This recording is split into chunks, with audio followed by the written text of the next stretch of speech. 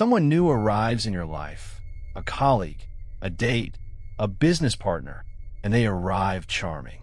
18 months later, you're telling a friend you can't believe who they turn out to be.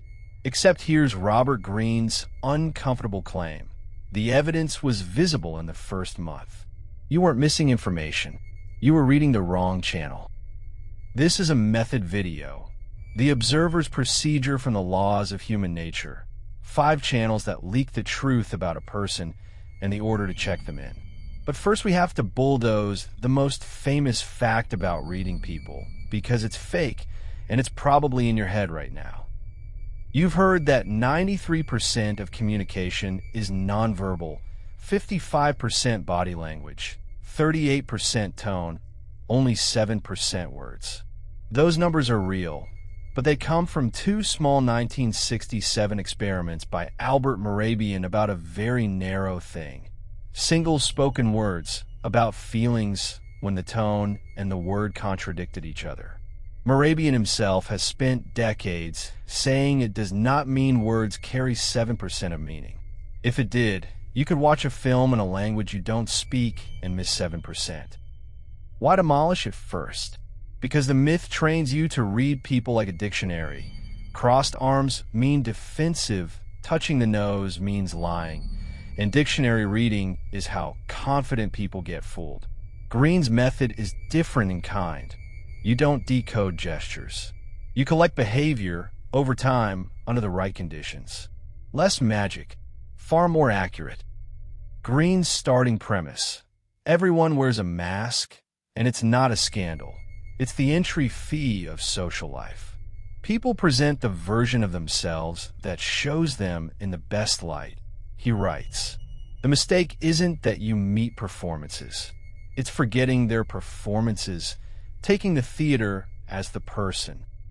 So the observer's question is never, is this person masked? They are, and so are you. The question is, where does the mask slip? 5 channels, in order of reliability. Channel 1, actions counted with words subtracted. Greene's rule is to judge people by the results of their behavior, never their explanations. The colleague who says family comes first and has missed every dinner this month has told you 2 things, and only one of them is data. When account and action disagree, the action is the testimony. Words are what people wish were true. Channel 2, patterns. Greene leans on the old line that character is destiny. People carry a compulsive core that repeats. The partner who describes 3 exes is crazy. The hire whose last 4 jobs all ended in a feud with a boss. One incident is weather. The same incident across different casts and different years is climate. Nobody keeps meeting the same coincidence. Channel 3, pressure. The mask is a performance, and performances need spare capacity. So stress is when the costume tears.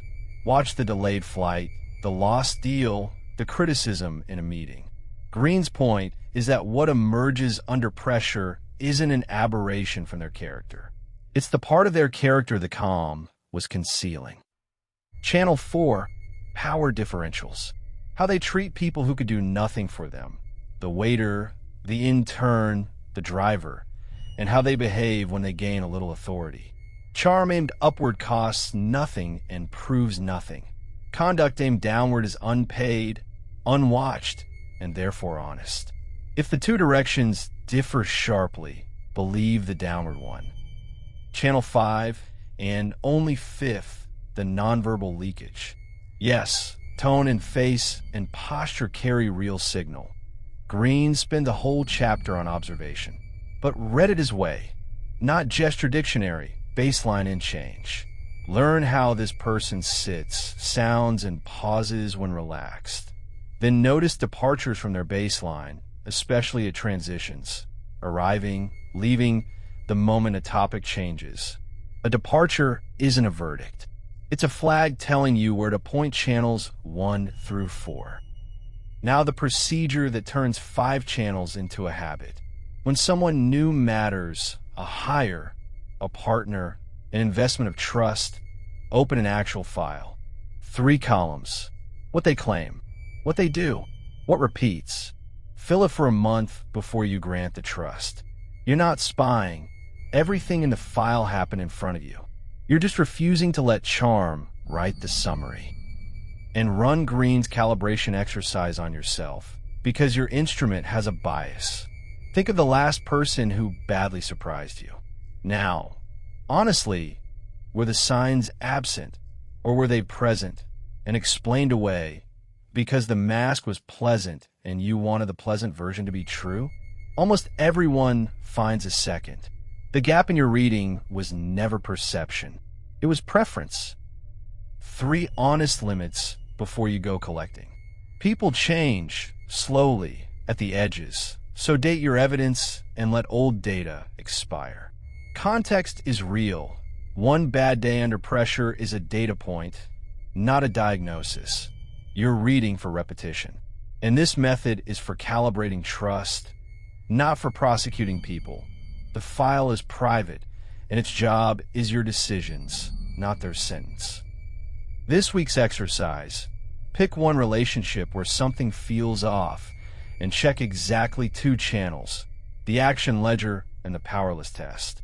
Nothing else. Most misreads collapse under those 2 alone, because they're the 2 that charm can't reach. People tell you who they are constantly, just rarely with words and never with a single gesture. Actions minus words. Patterns over incidents. Pressure over calm. Downward conduct over upward charm. Baseline before body language. Read those channels for a month, and the person who eventually shows up will be someone you already knew.